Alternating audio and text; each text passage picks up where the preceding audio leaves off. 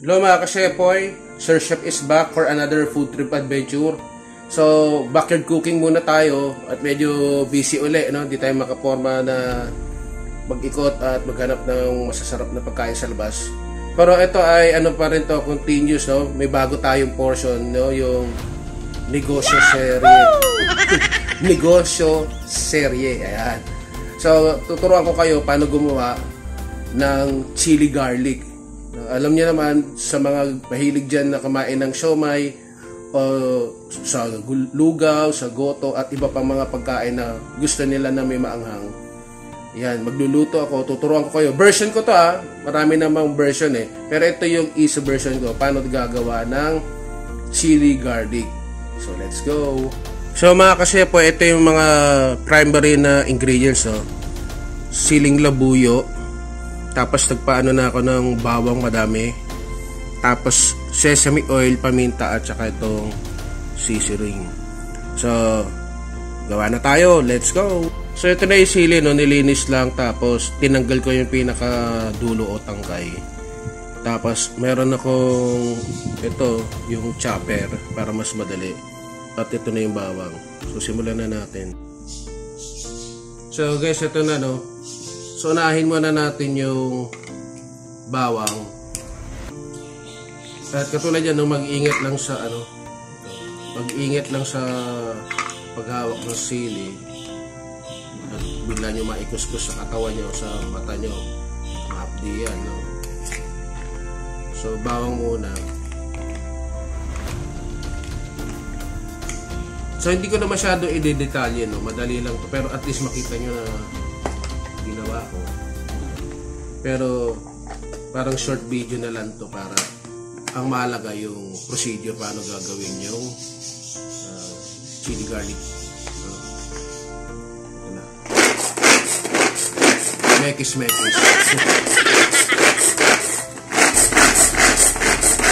So papakita na lang para hindi masyado mahaba at hindi kayo mainip. So dyan lang kayo mga ka-Shepoy. Okay guys, ayan na yung may chop ko na yung bawang. At ito naman yung sili. I-chop na rin natin Wait lang. So ito na. Mekis ulit. Ang tigas. Ginagawa mo. First tuloy. Ito na. Okay na, gawa na. Nakamekis yun. So mag-ingat lang matapang ng sili.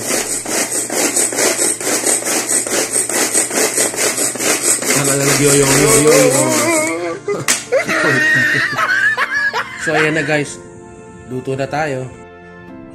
So mga ka-Shepoy, nagpainit na ako ng kawali. Lagay na tayo ng mantika. So dapat madami mantika. Suka tuloy. Ito. Mantika.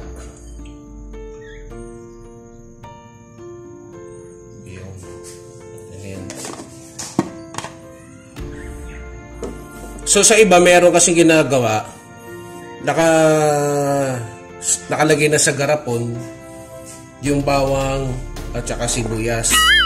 Hindi na nila ginigisa. Nagiinit na lang sila ng mantika. Pag mainit yung mantika, ibubuhos na lang doon sa garapon. Kaya minsan sa mga ibang lugawan o gotohan, ganun yung ginagawa. Kahit makikita nyo, yung sili bukod sa tipak-tipak pa, pag matagal, kumukunat. Maganda talaga pag igigisa. So, ilalagay ko na yung bawang habang hindi pa ganun kainit. So, ilalagay na natin mga ka-Shepoy, no?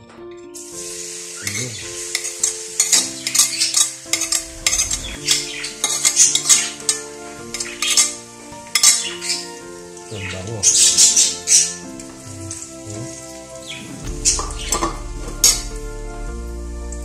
Kaya okay lang yung ganyan. Mahina muna.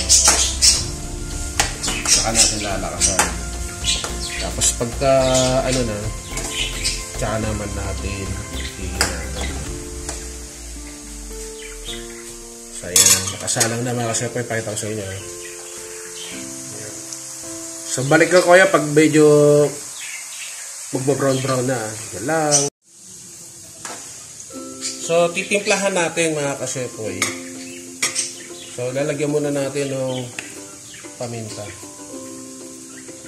Kasi enhancer din yung paminta eh. Diba maanghang din yun. So yung iba meron yan, ginagamit nila yung yung black and white peppercorn. Gano'n din ang ginagawa nila. Dinudurog nila. Sa atin ito yun, yung pamintang pino. Dinudurog. Tapos, baka magalit Tita Star. Shoutout ulit sa'yo Tita Star sa Los Angeles, California. Hindi mo na ako maglalagay nung magic sarap. Ayaw nyo lang ni magic sarap. So, lalagyan ko lang ito ng konting patis. Pampalasa. Yung iba wala ang ganito, no? Akin lang to, sabi ko nga version ko.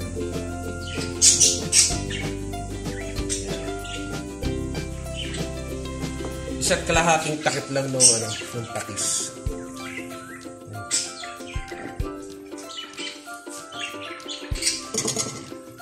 Ayan ang bumango.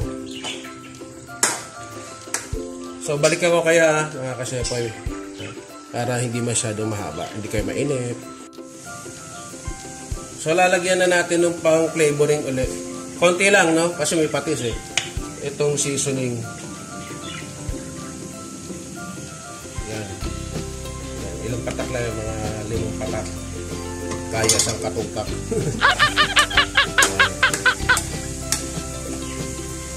Bango. Ito pa lang, pwede na.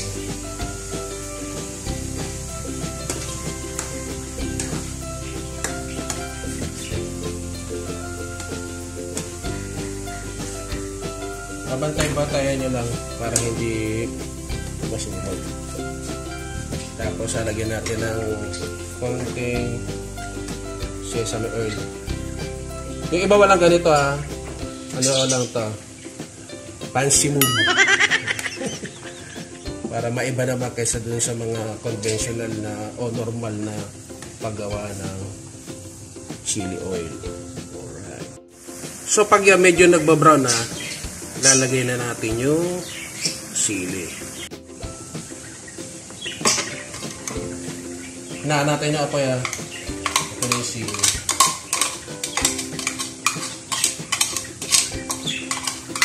Dinulang lang ako ng sili guys, no? Medyo mahal pala yung nasa plastic.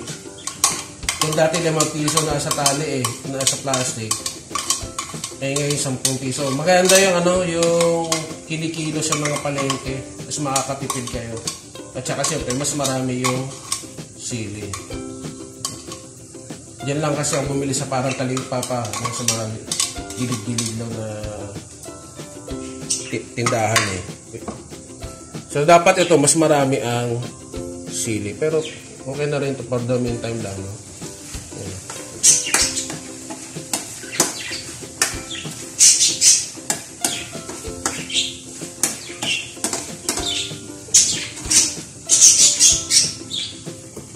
Tapos, ito optional. Kasi tinimplahan ko na. Kung gusto nyo, no? Pero titikman ko kasi kung okay ba lasa o hindi, no? Kapraso lang ng chicken cubes. Chicken cubes. Yan.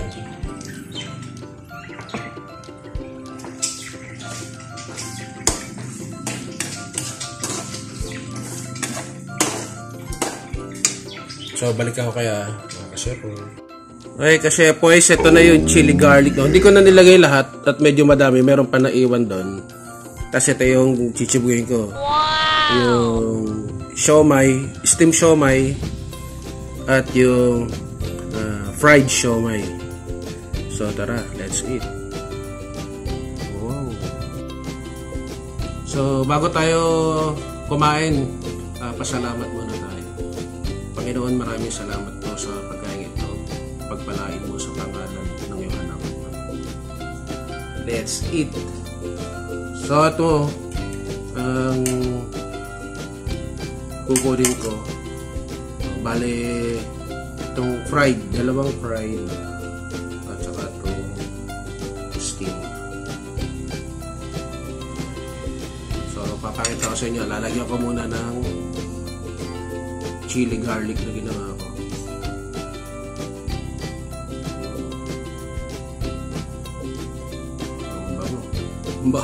Bago sa kwarto, dito sa kwarto, dito sa kusina, sa kainan namin. Sabihan natin ng toyo na seasoning. Tapos kalamansi. Ito pa ito sa inyo.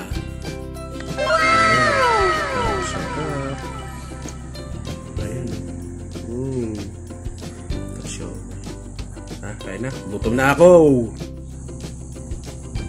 Oh, kung may pagkain kayo, samahan niyo ako. Ito na. First bite. Sana all. Sarap.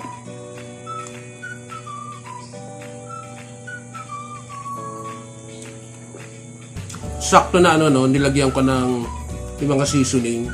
Basta ano lang, gradual lang para hindi masyado maalat. Pero mas masarap siya kaysa doon sa mga normal na ano, chili garlic. Yun ay version ko lang ha. Yung iba kasi wala namang gano'n. Basta bawang sili lang. Ako nilagyan ko ng seasoning, sesame oil, tapos may cubes pa.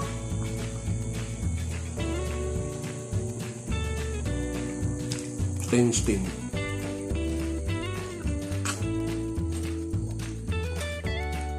Sarap. Wow! Sarap. Tapos kuha ka ng bawang na may sili ito.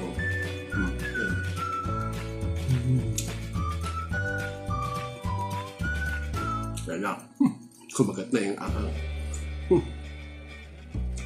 Siguro ano sa susunod pag ano, siguro sa mga bahay nyo, maganda bumili na kayo ng per kilo. Ako kasi ang nabili ko kanina, yung tali, medyo pricey.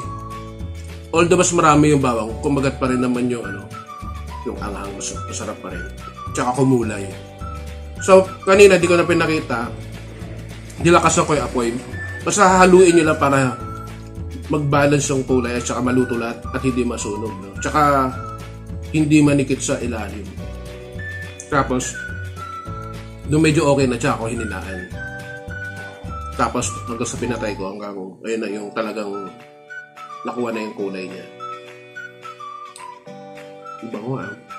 Kumalat dito sa kainan namin.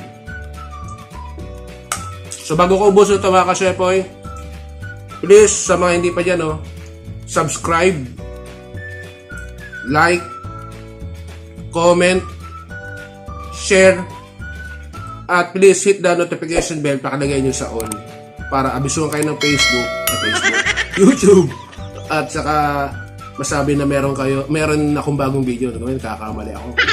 So meron din pala akong FB page, yun na dulas na ako Sir Chef FB page, meron po. Follow nyo po ako doon, naka-public po yun.